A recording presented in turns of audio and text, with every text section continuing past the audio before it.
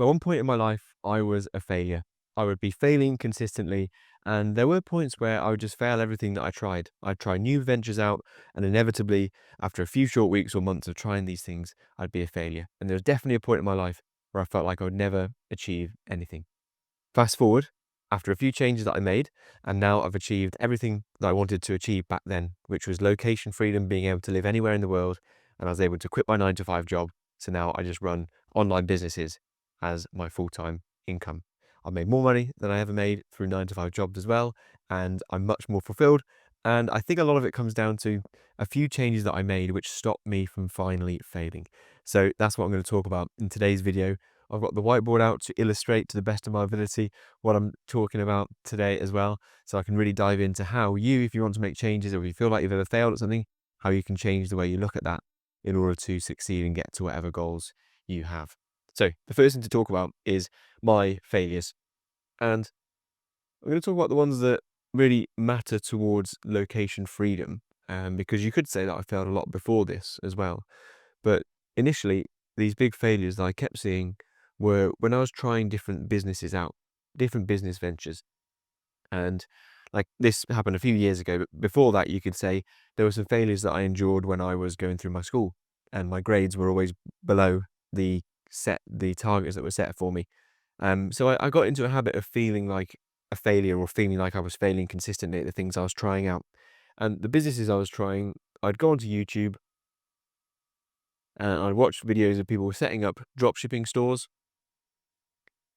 And what I'd do is I would try the store, I'd copy what I saw online, but inevitably, this happened 3 or 4 times, it would lead to failures. But I'd try again, copy what I could see, and I'd fail again. And what I did, I built stores such as a elasticated shoelace store on Shopify. I also built a store where I was selling pet products. I also created a store that was called the Hype Store, which I was just trying to sell trending products. And it was all based on things that I saw online. I'd try it out, I'd copy what I saw, copy the store building, copy the ad campaigns, and then inevitably it would fail and I would spend more money on ads than I would get back in sales, and it would be a failure and I'd have to try all over again. And it was constant this cycle. But every time I got to this point of failing, each time my confidence was knocked by it. But I kept on trying, copying and failing. And this would be a cycle that I would continue to repeat. And the reason that I think this cycle continued to repeat was because these are the actions I was taking, but the mindset that led me to that cycle was what was really underpinning the reason why I was failing consistently. So this mindset that was underpinning everything was this mindset of, as I said, I'm just going to try this business out. I'm going to, effectively what it was that I was actually dabbling. And I would never go all in on the things that I was trying. I would just dabble in a little bit of drop shipping, the business that I was doing. I'd say, I'm just dabbling in trying to sell these pet products or this Shopify store or Facebook ad campaigns. And I'd just be dabbling to see if I could get it to work. I'd always just feel like I was trying and I'd be doing it on the side. And what that meant is that when you try, you never give it your all. But what I also felt like when I was trying something, I would see if it works. See if this works. And this mindset that I approach things with, the crucial point was that I would put the responsibility externally, outside of myself, because I'd be seeing if this works. And whether it worked or not, whatever goal or ambition I had, the mindset that I was telling myself was, see if this works. And what that does is it takes all of your control and power away, because it means that you're saying this will only work if the business model that I'm trying works, or if the video that I'm watching is good enough in order for it to work. Instead, I was taking all of the responsibility away. What I needed to do was see if I can do this, and I being the operative part, giving me the control whether I could do it. If I started to see things like this, see if I can do it, then that would mean that I'd actually start to take personal responsibility and I would do more than just try, because it would about how much effort I put in to make things work. But I wish that was the way I was. My attitude was, let's see if this works. Let's see if I can do this. Let's try and let's just see if I can make it work. And inevitably, when I tried it in this way, when you try something and you don't give it your all and you dabble and you don't take personal responsibility for the outcome, you give all the control away, what inevitably happens is that you don't give it your all, you don't give it what's required in order to succeed. And so failures will happen because you're just trying, just dabbling, you're not getting serious. And so there will be failures along the way. And I had these failures over and over again. I was spending hundreds of pounds on ad campaigns and setting up Shopify stores, and that money would be wasted because I would see the failure and I'd start to talk to myself in a very fixed mindset way, where I'd be calling myself a failure, where I would be getting very upset at the fact that I wasn't capable of achieving those results. And I'd often sort of look at my laptop screen with my head in my hands, looking at the fact that I hadn't succeeded, and I'd be calling myself a failure. And what I had was a very fixed mindset. And this means that when I saw failure, I believe that was that I am a failure or I am not capable. And that word there, am, that is a very fixed word. It means that you are a certain way, which kind of gives the impression that you can't do anything about it. You are a certain way.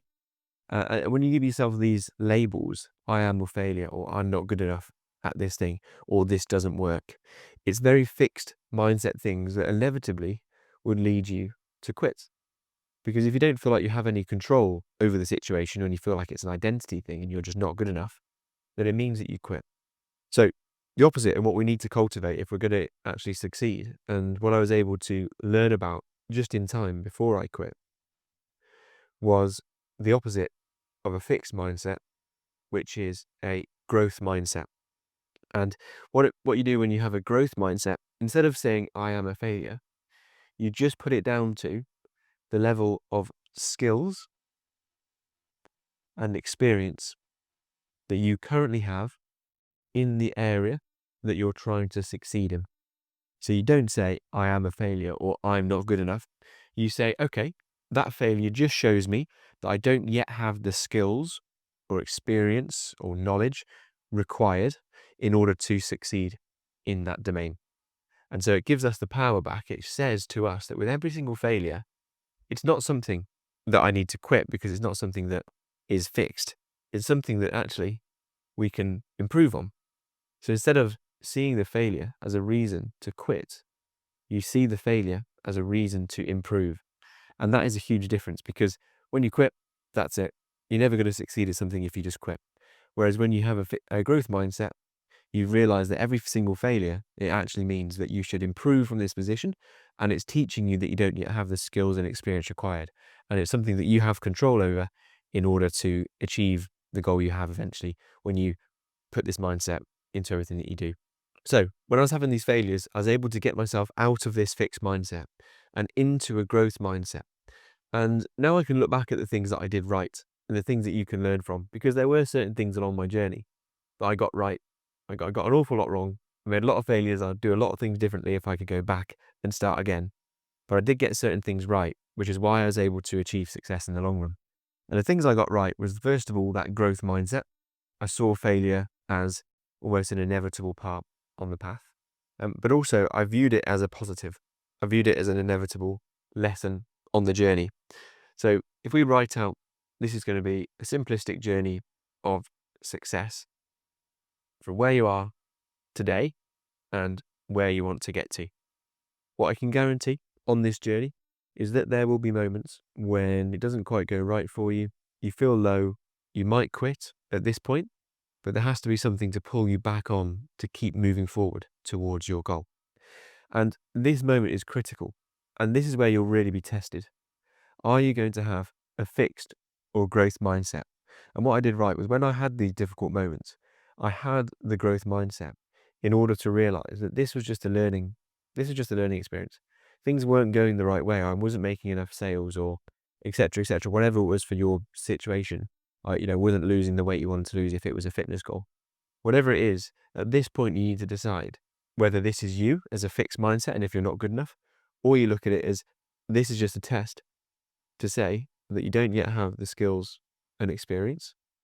And so you need to just improve yourself, improve the skills in order to get back towards your goal, whether that is losing weight or building a business or improving your relationship, whatever it is, when things get tough and failures happen, are you going to view that as something that is inevitable and part of the process, or are you going to view it as something that you can't recover from? I think the way that you do this, and the best way that I saw it, is that a lot of people see these failures that come along the way as a stop button, which means you need to stop. But actually, the best way to look at it is if it's a pause button. You're just pausing the progress for now until you improve your skills to carry on again. And in fact, it's not even really a pause. You're always moving forward, even when things get difficult. So let's think of a TV analogy. Rather than it being stop and pause, a failure is more like an ad break. Still moving forward. You're still moving forward to getting towards the end of the program, which would be success. But you're just going to an ad break when you're slightly off topic and you're not really making the progress you want, but you're still moving forward. And every failure, you just need to realign back to what it is you're doing. I think a lot of the time, people see it as a stop sign. You don't see it as a pause, but actually the best thing that you need to do in the first place is press the play button. I think that's the one that holds people back the most, is that we're so scared of failure, that we think it's such a difficult thing to overcome, that we never start in the first place. And I think this is the crucial one. The real key to overcoming failures is not being scared to press play, not being scared to get into the ring, not being scared to start the business or to learn about what you're working on or improve or just get out and start working. You're going to learn so much more when you get out and start doing things rather than just waiting on the sidelines. Failure is nothing to be scared of, inevitable on your path to success. The most important thing is that you just keep going and that you start in the first place. A really great book that I read, which really helped me to realize that failure was inevitable and the right way to approach any new business, is a book called The Lean Startup. I think the author is Eric Ries. I think you pronounce it Ries. But his book, The Lean Startup, taught me that actually with every single new business that you start, and business I think is the best way to talk to you about failures, because you're probably in the space where you'll want to achieve location freedom, and often to achieve location freedom you need to have an online business, or it's a great way to do that. And so the Lean Startup teaches us, whenever you start a business, the goal of that initial first period when you in the startup phase of a business is that you should try to fail fast, and you should almost actively try and seek out how quickly can you fail in a positive way. And the way that this book teaches us how to fail fast is by testing the theory of the business. So he says that every single business has a theory that needs to be tested in order to find out if the business is going to work. So if you're running a dropshipping business, your theory is that the products that you're selling are going to be in demand for the customers, and that there's a demand out there and that customers will buy on your website. That is your theory. And this is appropriate to the business, but whichever walk of life or whatever goal you've got, there'll be a theory that you're testing. And the way that we test this theory, we want to try and test it and fail as fast as we possibly can. So the way that we should work with a new business or a new goal that we're going into is, how can we test this theory as quickly and as cheaply as possible? Because what that means is you're quickly testing whether that theory is true or not. If it's not true, you can find out very quickly. You don't lose a lot of money and you don't lose a lot of time in finding out whether you can quickly or cheaply whether that theory is correct. So the key here is that actually I started to view failure as a positive, because it taught us quickly whether we're going to be able to succeed in whichever business or area we go into. So you need to view failure as just an inevitable learning pattern that helps us to know whether the theory we've got about the business we're building is positive or not. And actually, the quicker you start to fail, the more results you'll get, because you'll quickly learn what does work and what doesn't. So failure is actually just all a part of it, especially if you're running a business. Failure is actually a critical feedback system and a critical lesson that you'll learn on your way to building a successful business. So you're now armed with some ideas and some resources. And what I can talk about is, again, the things that I did right to get to location freedom. Now that I had this more of a growth mindset, I had the fail fast mantra going around in my head. I knew that failure was going to be inevitable. And what really made a difference for my journey is I started to move away from that try, copy, and replay model that we talked about before. Instead, I decided that if I was going to make a success of whatever I was going for, I needed to get my attitude correct about the business that I was going into. And that positive attitude that was going to achieve success, first of all, I needed to be all in. I needed to move away from that dabbling mindset and just trying things out. And this happened when I started to build my successful e-commerce business.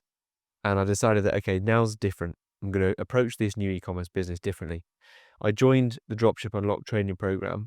Because there was a financial investment, I went all in on this type of business model that I went into to build. And I didn't just try it. I followed a step-by-step guide. So instead of just copying superficial YouTube videos, I followed a step-by-step guide so that I knew exactly all of the reasons behind all of the different things that you do when you build a business. I think this is the attitude that we need to have. If we're going to go after something, we need to do it step by step. We need to go all in on something. Certainly worked for me. And we need to really get involved in the people that are succeeding. You need to almost know what they had for breakfast, because you need to be so involved in what they do day to day and how they were able to build the business that you want to build. We need to know step by step why they do everything and what they do in order to achieve. And I mentioned about being all in. We need to make a commitment to whatever adventure we are going to go after. We need to make a commitment, and commitments come in 3 different ways.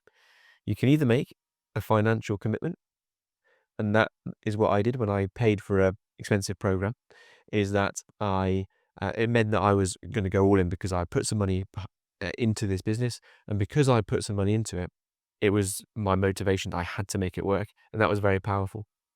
You can also make a time commitment. More difficult to do, but you can make a time commitment when you clearly set out time that you're going to spend towards a business.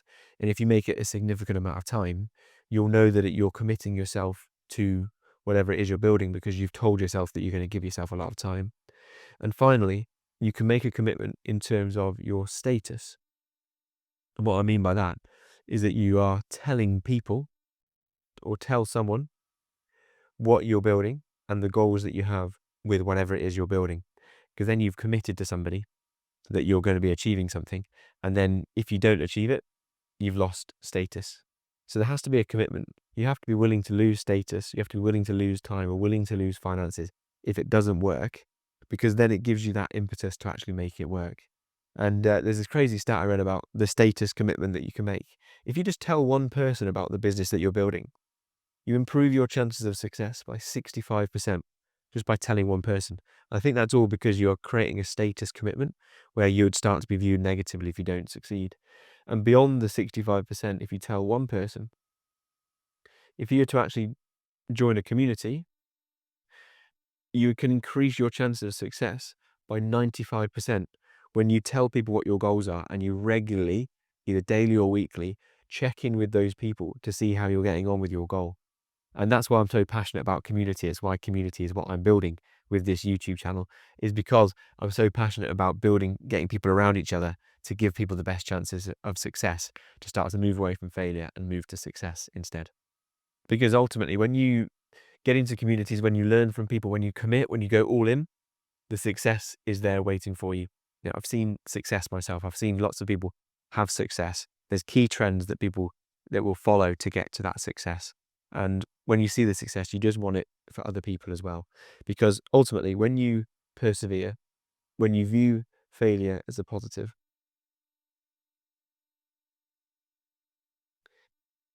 what it means is that you're willing to start.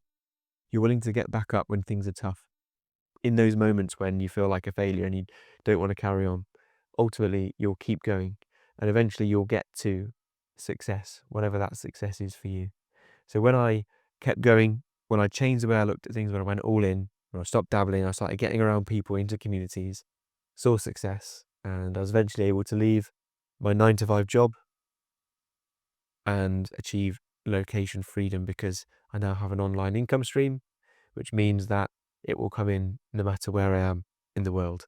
And it's the most liberating thing to achieve that. And suddenly I can spend time building this YouTube channel because I have the time, I have the finances to be able to do this and help people out to realize that failure is positive. And ultimately, you should view it as a reason to carry on rather than a reason to quit. So I hope you've enjoyed this video. If you have, let me know, and I'll catch you in the next one.